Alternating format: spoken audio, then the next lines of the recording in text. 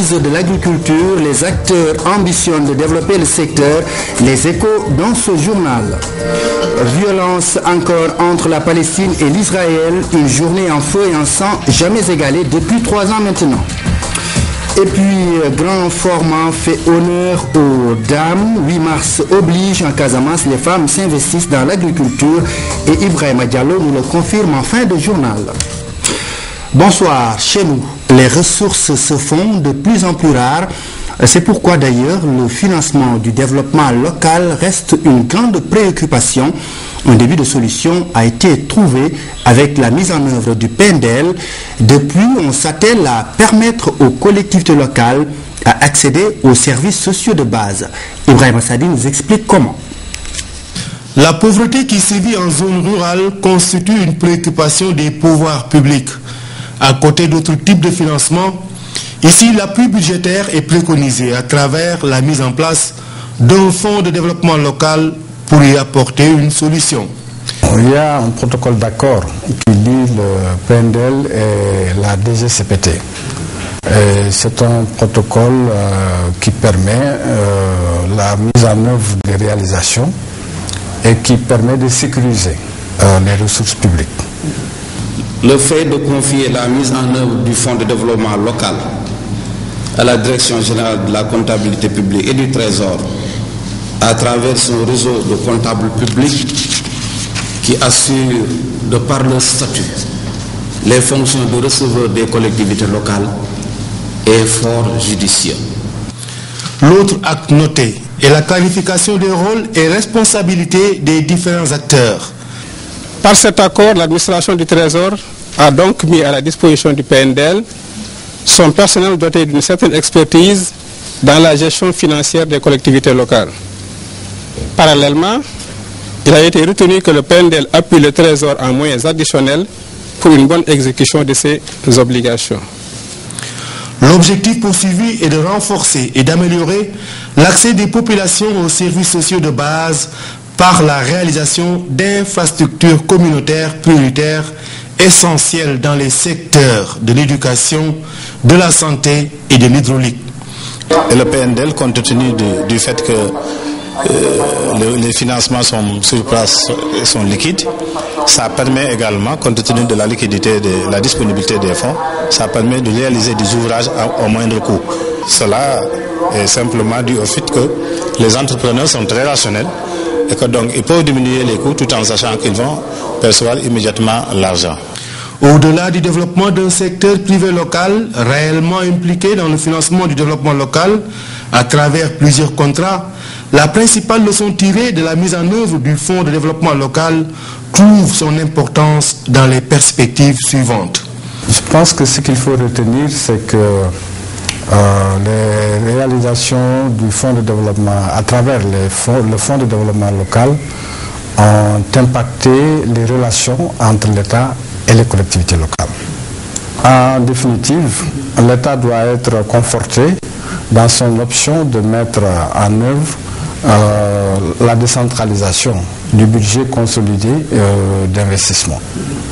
L'appui budgétaire avec l'ouverture d'un compte spécial pour recevoir les ressources allouées aux collectivités locales et l'utilisation des procédures budgétaires nationales d'exécution des dépenses garantissent la sécurisation des ressources, mais en même temps assurent la pérennisation du financement des processus de développement local. Les assises de l'agriculture dans la zone des Niayes, il s'agit d'élaborer des stratégies pour développer le secteur dans la zone. Les agriculteurs vont aussi se pencher sur les difficultés liées à l'achat des intrants. Tchorodien, reportage. La réussite des activités agricoles dans la zone des Niayes passe par l'élaboration de stratégies. C'est ce que agriculteurs, bailleurs, politiques et chercheurs ont compris. Ils ont décidé de joindre leurs efforts pour y arriver. Nous avons organisé aujourd'hui un forum axé sur le développement de la zone des Niayes. Les thèmes du forum se sont articulés autour de 3 points, 3 axes. Le premier, c'est déterminer quels sont les acquis, quelles sont les opportunités et les potentialités de la zone. Deuxième axe, nous avons essayé d'identifier quelles sont les contraintes auxquels sont confrontées les activités de développement de la zone. Troisième point maintenant, c'est formuler des stratégies pour trouver des solutions à toutes ces contraintes que nous avons identifiées ici.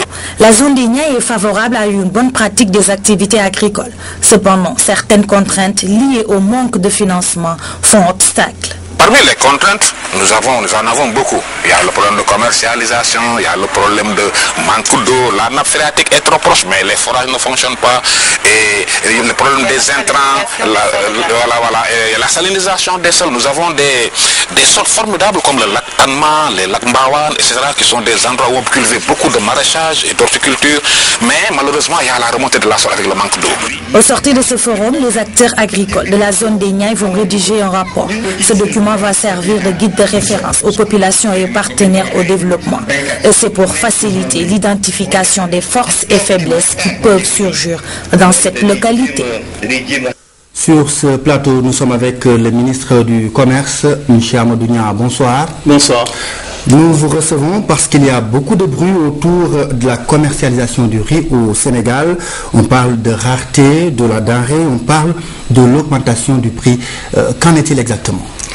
Je vous remercie. Je vous remercie d'avoir bien voulu inviter les représentants des services du ministère du Commerce qui sont passés avant moi sur ce plateau pour expliquer ce qui se passe sur le marché international et sur le marché national.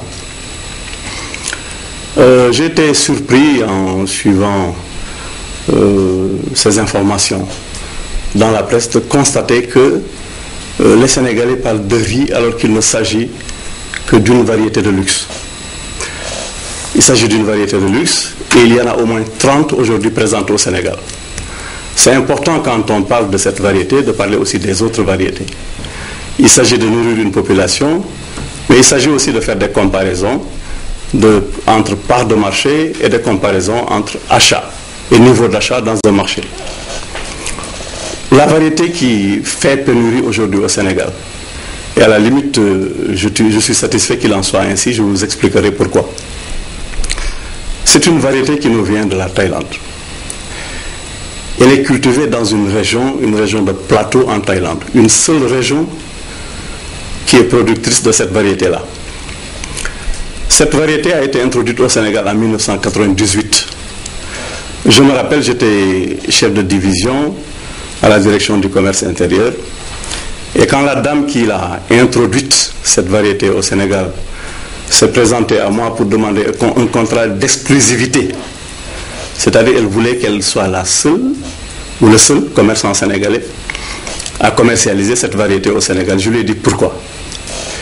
Elle me dit parce qu'en Thaïlande où je suis allé chercher cette variété-là, les allogènes eux-mêmes, c'est-à-dire les habitants de la Thaïlande eux-mêmes, ne consomment pas ou consomment rarement cette variété, tellement elle est chère là-bas, en Thaïlande.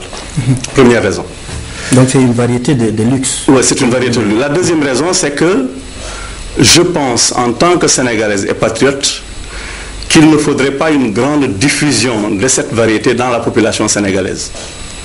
Parce que les Sénégalais vont s'y adapter, vont l'aimer, et il n'est pas sûr que le pays fournisseur, dans sa seule région du plateau, puisse satisfaire en tout temps le client sénégalais. Donc elle était tout à fait honnête. Elle demandait un contrat d'exclusivité. Elle demandait un marché de niche, c'est-à-dire ne pouvoir vendre cette variété qu'à des gens riches au Sénégal. Et elle demandait deuxièmement d'être la seule ou le seul commerçant à vendre cette variété au Sénégal. De ce jour de 1998 à maintenant, vous comprendrez qu'il y a eu beaucoup d'évolution. Si aujourd'hui la disparition de cette variété, par le simple fait qu'il y a eu des inondations dans cette région du plateau, qui a été couverte à 80% par les eaux cette année, du seul fait donc de cela, vous constatez tout le bruit qu'il y a eu au Sénégal, toutes les rumeurs et toute l'intoxication. Il s'agit de quelle variété exactement? Bon, c'est des marques. Hein. En fait, c'est du riz parfumé de luxe, mais les marques impliquées, c'est la marque Solo et la marque Umbrella. D'accord. Donc c'est cette riz-là, c'est cette variété-là, pardon, qu'on n'a pas, qu'on ne trouve pas sur le marché. Est-ce qu'on peut dire aujourd'hui que le marché sénégalais est suffisamment approvisionné en riz? Dès que le gouvernement a reçu les informations sur l'inondation de cette partie de la Thaïlande qui s'appelle le plateau, le gouvernement du Sénégal a pris les mesures. C'est depuis le mois de décembre, donc en 2011 déjà. La mesure a été de dire que nous allons approvisionner le pays en riz qu'on appelle ici riz ordinaire, mais qui a toutes les qualités de ces variétés-là que je viens de citer, en quantité qui soit suffisante pour satisfaire les besoins du Sénégal. Aujourd'hui, nous sommes pour cette catégorie de riz qu'on appelle le riz blanchi à 149 000 tonnes de stock dans la distribution, au niveau demi-gros et au niveau détail. Les importations qui sont en cours font au moins 50 000 tonnes et elles seront débarquées à Dakar au maximum dans les 15 jours. Cela signifie que stock existant et importation en cours, nous avons 200 000 tonnes, c'est-à-dire de quoi satisfaire la demande du Sénégal pour 4 mois. Pourquoi donc il y a spéculation? Il y avait spéculation sur cette variété parce qu'elle existait et il se trouve que les Dakarois étaient enclins à la consommer parce que c'est une consommation de prestige. Maintenant qu'elle a disparu, parce que l'état des lieux que nous avons fait il y a de cela 10 jours a montré que les 2 importateurs qui sont spécialisés dans ces variétés n'ont pas un grain de riz de ces variétés, donc il n'y en a pas aujourd'hui au Sénégal, en tout cas au niveau gros et au niveau demi-gros. Peut-être qu'il en reste quelques stocks dans la distribution, mais qui vont bientôt s'épuiser. Il n'y en a pas donc au Sénégal. Ce que nous avons aujourd'hui, et du fait de l'anticipation du gouvernement, c'est 200 000 tonnes, 4 mois de consommation de riz qu'on appelle riz blanc, c'est-à-dire riz ordinaire. Pour les prix, je vous informe qu'il y a 4 niveaux de prix pour ces variétés ordinaires. Il y a d'abord le riz local, qui est issu de la Guana, et c'est important de le noter. Des quantités importantes de 3 000 tonnes à peu près sont aujourd'hui stockées au niveau gros. Ce riz est aujourd'hui cédé à 250 francs, 260 ou 275 francs selon la région. Le kilogramme. Le kilogramme. Les autres variétés de riz importées sont cédées à 250, 260, 270, la plus chère étant à 276. Et le gouvernement, depuis 2 jours, a pris une décision qui a été matérialisée par un arrêté de fixer un prix maximal pour les variétés importées de riz ordinaire qui sont les seules présentes aujourd'hui sur le marché du Sénégal. Le maximum, c'est à 300 francs. Il y aura des adaptations dans les régions, mais si on fait la comparaison, c'est important de le faire. Si on fait la comparaison entre 300 francs, qui est un prix plafond, donc que personne ne doit atteindre dans les 14 régions du Sénégal, on verra que le pays le plus proche en prix vend son riz blanchi, c'est-à-dire les mêmes catégories, à 351 francs. Le pays le plus proche et le moins cher. Les autres le vendent entre 400 francs et 532 francs. C'est la Gambie. La Gambie parce qu'elle a eu un cas similaire de Guana avec une production importante locale qui fait qu'elle s'est soustraite un peu du dictat des importations. Les autres sont entre 400 et 532 francs pour les mêmes catégories ordinaires. Le Sénégal sera où il est depuis hier entre 300 francs et 250 francs ou 250 francs et 300 francs. Et les 300 francs étant le plafond, le gouvernement a donné les instructions au niveau des régions, au gouverneur, au chef de service, pour que ce plafond ne soit pas atteint, c'est-à-dire pour que le prix soit compris entre 250 francs et 290-295 francs. D'accord. Est-ce que vos services de contrôle sont déployés sur le terrain pour... Vous touchez 2 sujets importants. Les services de contrôle et leurs moyens, premièrement. Deuxièmement, le consommateur. Les services de contrôle sont dotés de moyens, parce que dans toutes les régions du Sénégal, nous disposons au moins de 2 voitures. Comparé à d'autres services, je pense que les services du commerce peuvent se sentir, en tout cas, pas lésés. Mais le deuxième, le plus important, c'est la réaction du consommateur face au service, c'est-à-dire sa relation avec le service, dans les départements, dans les régions et au niveau national. Ce qui est important de souligner, une fois que ce prix est dit et bien entendu, c'est-à-dire 300 francs de prix plafond. Les prix sont 250, 260, 270, 275, 276 en fonction de la variété. Mais en tout cas, ils ne doivent pas atteindre au détail, c'est-à-dire par kilo, les 300 francs. Une fois que cela est compris, il s'agira maintenant pour le consommateur de Dakar, comme le consommateur de Koulikoro, de jouer le jeu. Jouer le jeu, c'est refuser qu'on se fasse livrer 1 kilo de riz à un prix illicite. C'est-à-dire à un prix qui atteint 300 francs. Et c'est là-dessus que j'attends les consommateurs sénégalais.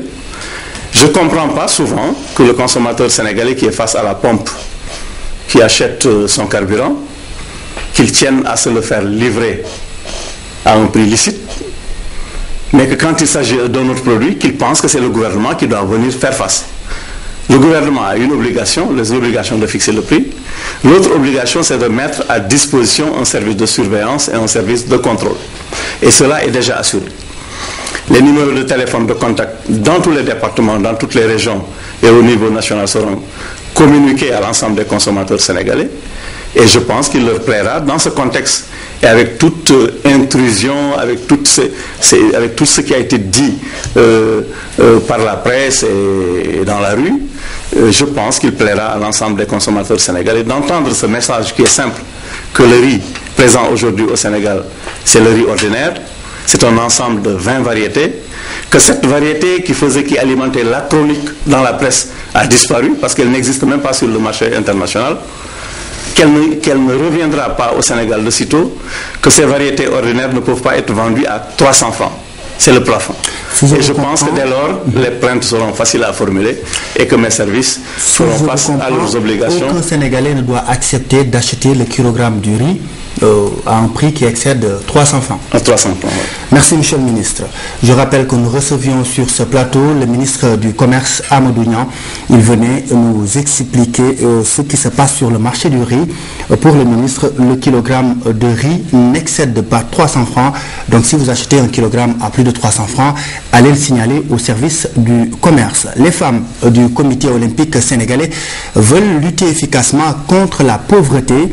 Elles viennent de mettre en place un groupement d'intérêt économique au profit des femmes qui s'activent dans le milieu sportif.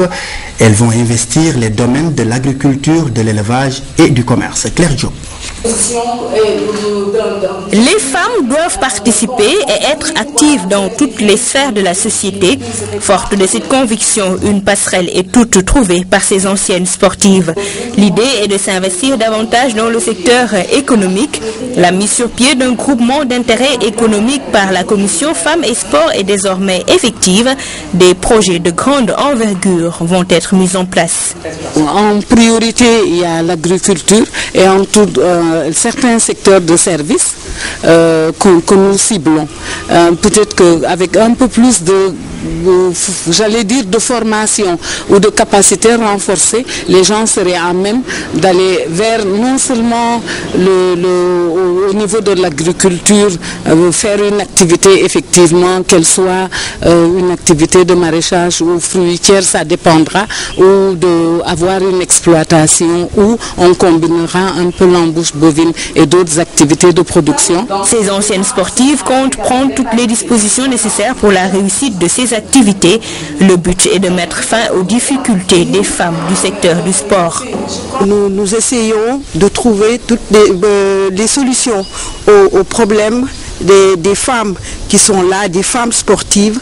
Nous essayons de nous préparer à leur réinsertion et à la promotion aussi. La commission Femmes et Sport est un organe du Comité national olympique et sportif du Sénégal. Toutes les disciplines sportives y sont représentées. L'ambition est de permettre un épanouissement sportif et social à toutes les femmes du secteur. À présent, faisons connaissance avec la première femme maîtresse d'éducation physique au Sénégal. Elle s'appelle Félicité Diouf, elle a le sport dans le sang. Félicité n'a pas de frontières entre les disciplines sportives. Nous pénétrons l'univers de cette grande figure des sports au Sénégal avec Koumba Diakhaté-Mar. Oui. Aujourd'hui, grand-mère attentionnée, Félicité Diouf fait partie des pionniers de l'enseignement de la pratique sportive au Sénégal. Modèle d'abnégation, Félicité a très tôt brisé la domination masculine dans le sport. J'étais très bonne en éducation physique parce que je suis née dans une île. Vous savez, quand on est ilienne, on fait beaucoup d'activités physiques. Et quand je suis arrivée au collège, Madame Couteau, qui était ma prof d'éducation physique, m'a dit c'est pas possible. Ça vraiment, ça t'intéresserait pas d'être professeur d'éducation physique? Je dis ah oui, mais c'est pas évident, comment je vais y arriver, qu'est-ce qu'il faut faire? Elle me dit, il n'y a pas de problème, je vais m'occuper de tout, si tu es d'accord, je m'occupe de tout. Mais on ne la faisait qu'en France, c'était après l'indépendance. Ils se sont occupés de tout, de mon inscription au CREPS de Montpellier, de mon billet d'avion, de ma bourse, de tout. Et comme ça, comme un cheveu dans la soupe, je me suis retrouvée du jour au lendemain au CREPS de Montpellier en France. De par son parcours, Félicité force le respect. Elle est une sportive accomplie. Moi, j'étais au javelot. Il y avait Amin Tambeng qui lançait le poids. Donc, on s'entendait très bien. C'était ma discipline de prédilection, l'athlétisme. Mais autrement, j'ai également fait un peu de natation et du handball. J'ai même fait du basket parce que j'ai été sélectionnée au jeu de 63 au basket avec Bona, la première équipe des Lyon basketteuses.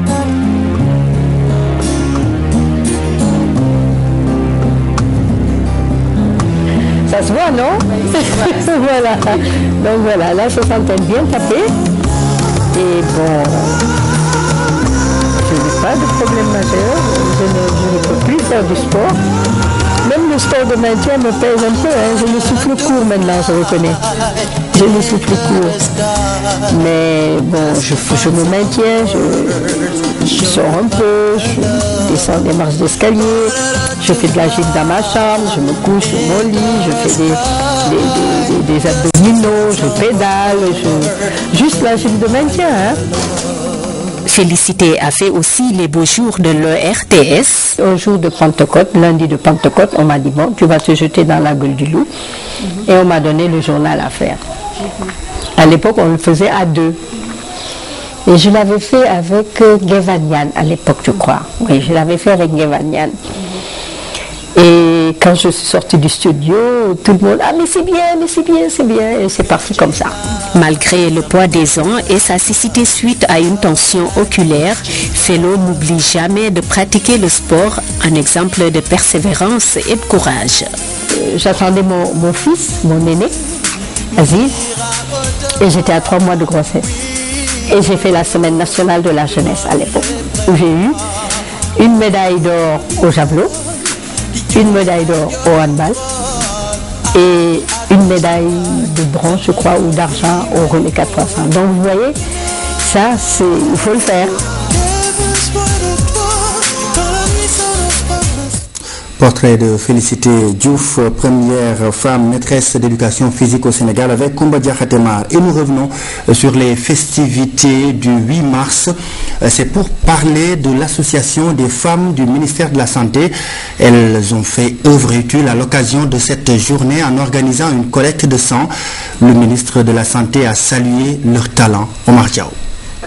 Évoluant dans le secteur stratégique et vital de la santé, ces femmes du ministère mesurent plus que quiconque l'importance du sang face à de nombreuses situations sanitaires. Pour la célébration du 8 mars, elles ont décidé de sacrifier proprement au rituel du don du sang. L'objectif, c'est, en tant que femme, essayer de sauver des vies et de faire un geste dans ce sens. C'est-à-dire donner le sang qui peut servir à une femme qui accouche et qui en a besoin, donner du sang à un accidenté. Ça peut arriver à tout le monde. Peut-être qu'un jour j'en aurai besoin. Donc je crois que c'est un devoir de le faire. Chez ces travailleuses du ministère de la Santé, l'acte est devenu pratiquement une routine. Elles n'en sont pas à leur première manifestation du genre. Le 8 mars de cette année, elles ont décidé de le souligner en rouge sang. Donner du sang, c'est important et c'est un acte civique aussi.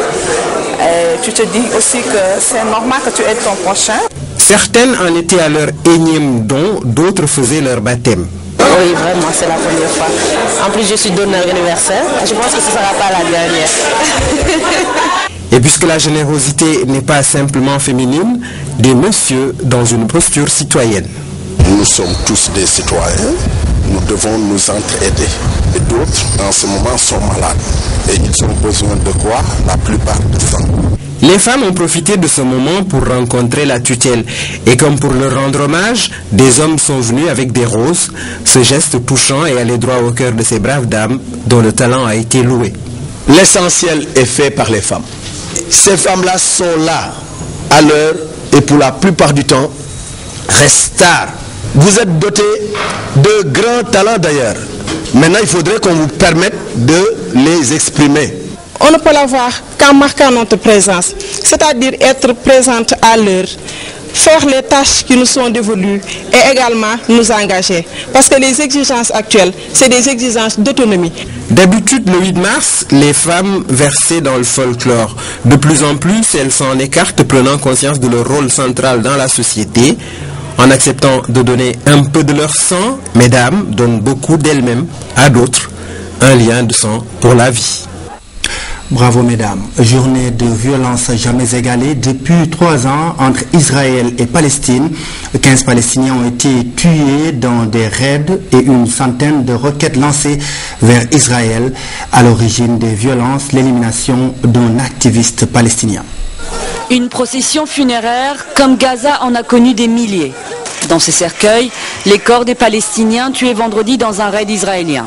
Parmi eux, 2 cadres des comités de résistance populaire et plusieurs militants des brigades Al-Rots, la branche armée du djihad islamique. Tous ont été victimes de la politique d'élimination ciblée de Tel Aviv. Aujourd'hui, les groupes de résistance palestiniens veulent venger ce crime, un crime commis par les occupants qui ont commencé cette bataille.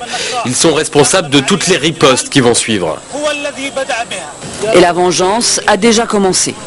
En représailles au raid israélien, une centaine de roquettes et d'obus se sont abattus sur le sud de l'État hébreu, notamment dans le secteur d'Eshkol.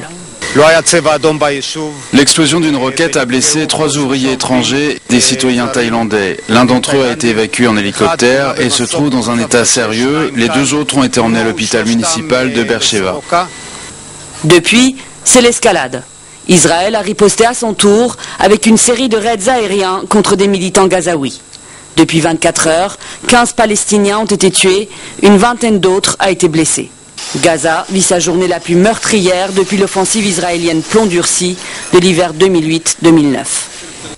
Veille du premier anniversaire du tsunami au Japon, les Japonais se souviennent encore du drame. Sur place, le taux de radioactivité reste élevé et les parents s'inquiètent toujours pour leurs enfants. Même le dimanche, la sécurité sociale de Fukushima City ne désemplit pas. Ce matin-là, ils sont des dizaines à s'y rendre, dossier médical en main. Tous ont un point commun, ils habitaient tout près de la centrale nucléaire. On est venu pour un examen de sang, des urines, et puis pour un bilan général. On est là parce qu'on s'inquiète un peu, c'est vrai. Oui, on s'inquiète. Pour ces réfugiés, les tests médicaux sont un peu plus poussés. Même chose pour les moins de 18 ans. Même distante de 60 km de la centrale, la ville de Fukushima n'a pas été épargnée par les rejets radioactifs. Un peu partout, on décontamine. Après les écoles, c'est au tour des squares, puis viendront les habitations, un chantier titanesque. 1 an après la catastrophe, les familles sont toujours aussi peu rassurées.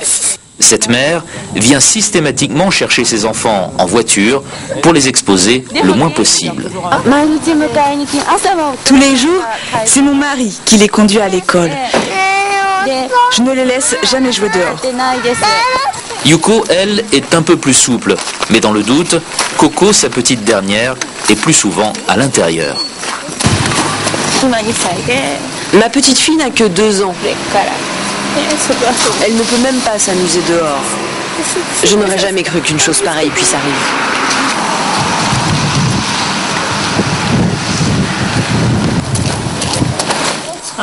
Ai et Kazuya, eux, n'en sont pas encore là. Leur fils, Haruki, n'est qu'un bébé, né en décembre dernier, 9 mois tout juste après le désastre. Malgré les radiations, on répète à la jeune maman que tout est normal et qu'elle peut allaiter son enfant sans risque. On lui a même donné un dosimètre qu'elle a dû rendre au bout de 3 mois. Le dosimètre que j'avais, on aurait dit un badge, on ne voyait rien dessus. Sur la plupart des dosimètres, on peut lire le niveau des radiations, mais pas sur le mien, il ne m'a servi à rien. Autant d'incohérences qui ont le don d'irriter le jeune papa. Ce que je voudrais surtout, c'est que les autorités nous disent la vérité sans rien nous cacher. Et si avec les infos que l'on a, il y a des gens qui veulent quitter Fukushima, eh bien qu'ils puissent le faire. Aujourd'hui, les Watanabe songent à déménager plus à l'ouest, aussi loin que possible de la centrale nucléaire. Kazuya, devrait garder son emploi à Fukushima City. Tous les jours, il passera des heures sur la route. À présent, petit tour à Paris, ou à la galerie Maison Revue Noire. Sur place, c'est Abdoulaye Konaté qui expose ses peintures et teintures. Cet artiste plasticien malien a utilisé le tissu à la place du pinceau et c'est avec un mélange de couleurs impressionnant. Des tentures géantes, des couleurs éclatantes, une harmonie joyeuse. En passant de la peinture à la teinture, l'art d'Abdoulaye Konaté n'a rien perdu de sa puissance. Ici, les bandes de coton remplacent le coup de pinceau. Ces compositions en tissu sont inspirées des tenues des bouffons sénoufaux. L'artiste réconcilie ainsi tradition et abstraction. Derrière une apparente simplicité, cette œuvre est une géographie du Mali.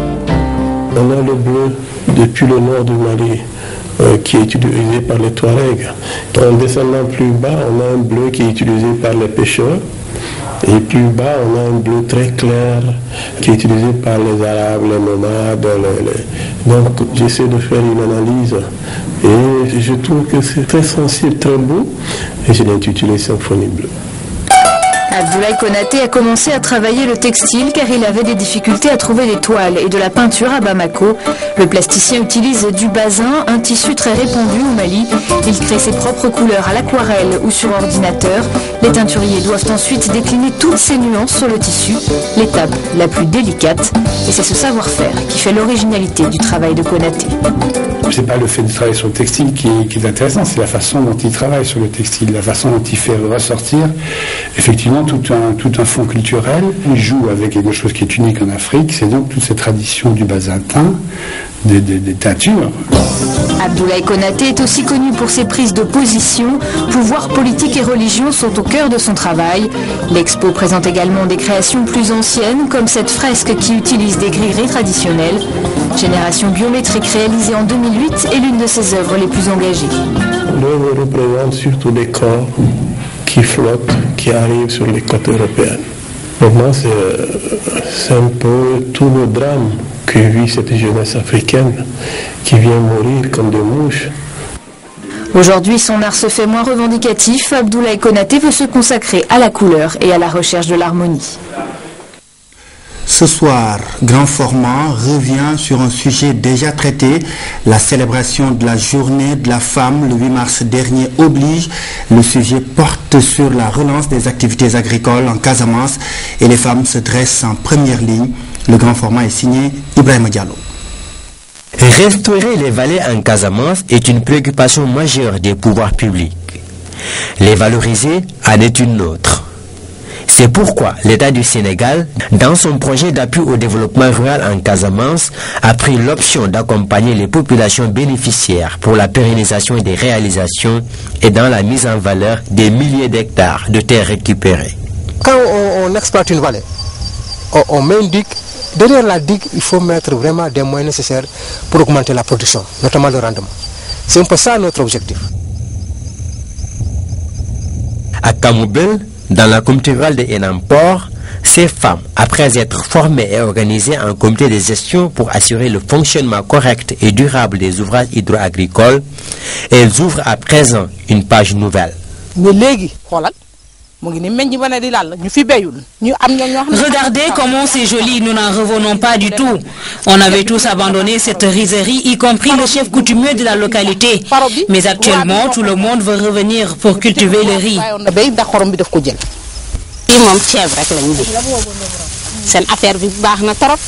Nous avons vu qu'il y a un grand changement dans ces vallées.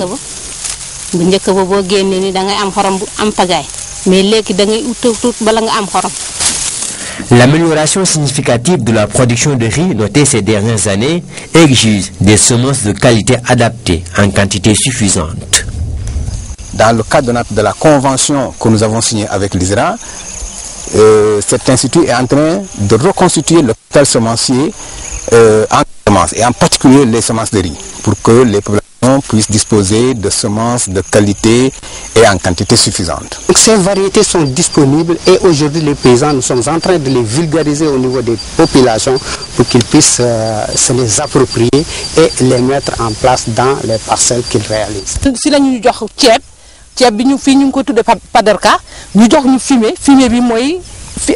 La variété de riz que nous avons reçue est de très bonne qualité.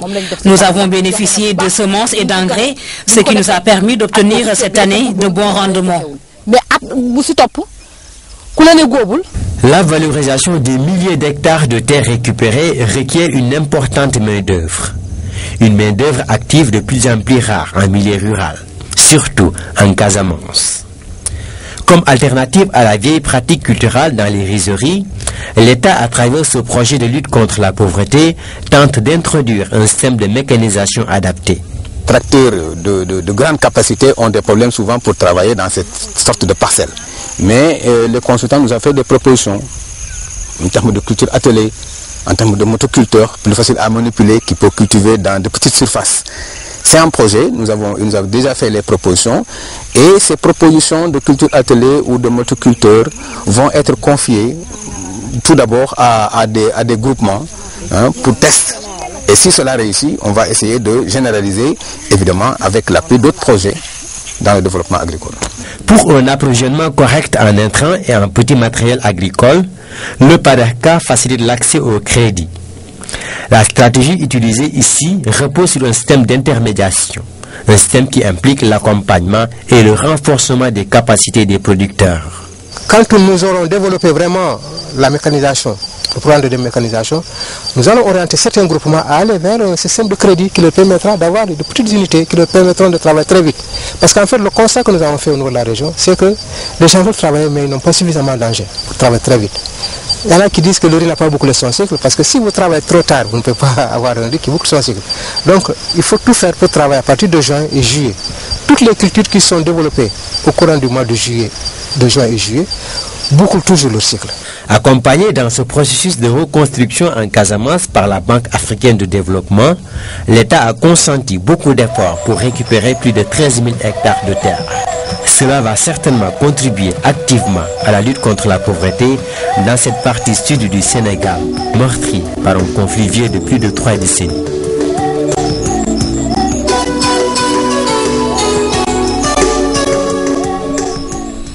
C'est fini pour ce grand journal. Merci de l'avoir suivi. À demain 20h.